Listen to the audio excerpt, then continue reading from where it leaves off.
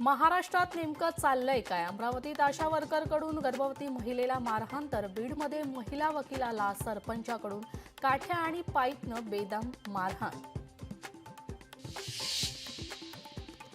नाशिकमध्ये काँग्रेस कार्यालयासमोर भाजपचं आंदोलन. राहुल गांधी सोनिया गांधींना अटक करा. नॅशनल हेराल्ड प्रकरणी भाजप युवा मोर्चा आक्रमक.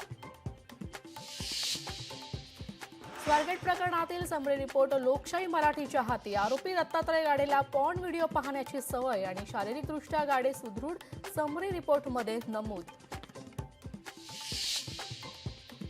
रणजित कासलेला पुण्यातून बीडमध्ये आणलं. रणजित कासले बीडच्या शिवाजीनगर पोलिसांच्या ताब्यात. रणजित कासले पोलीस दलातून बडतर्फ.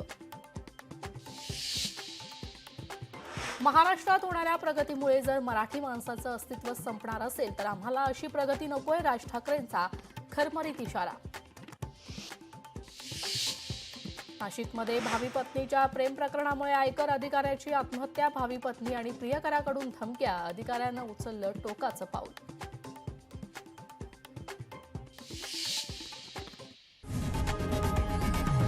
लोकशाही मराठी ऐका, पहा, जागरूक रहा.